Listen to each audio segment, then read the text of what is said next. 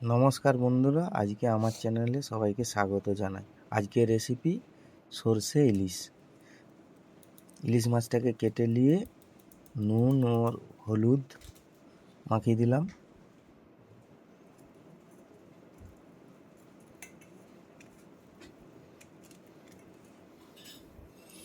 সরষা কাঁচা লঙ্কাটা বেটে নেব।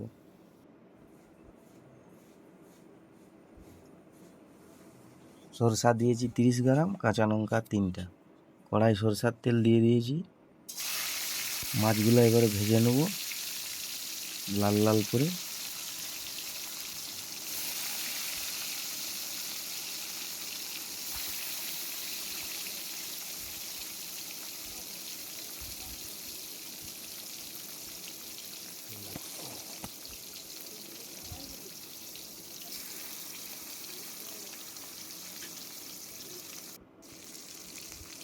লাল লাল করে ভাজা হয়ে গেছে, এবার মাছগুলা তুলে নেব।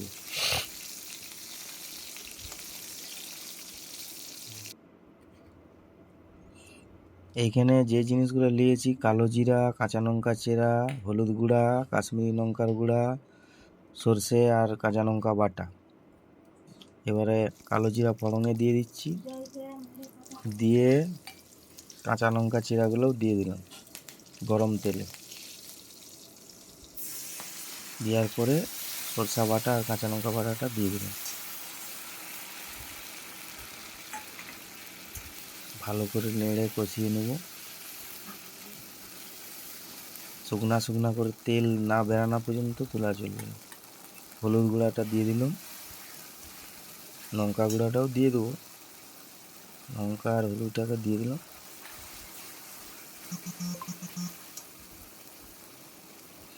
দিয়ে কষতে থাকলাম।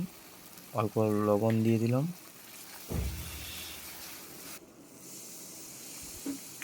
হালকা জল দিলাম, আরও কষিয়ে নিলাম। শুকনা শুকনা হয়ে গেছে, এবারে আবার জল দিয়ে দেবো। জল দিয়ে নাড়িয়ে নেব।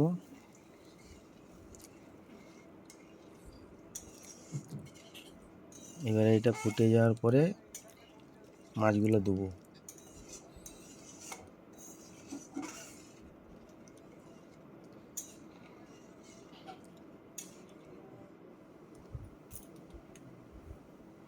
মাছগুলো আস্তে আস্তে সব ছেড়ে দিলাম। মাছগুলো দিয়ে আবার ফুটিয়ে নেব।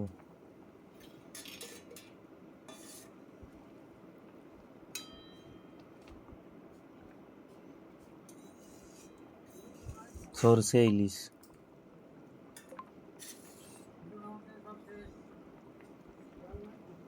ফুটে গেলেই আমার রেডি হয়ে যাবে।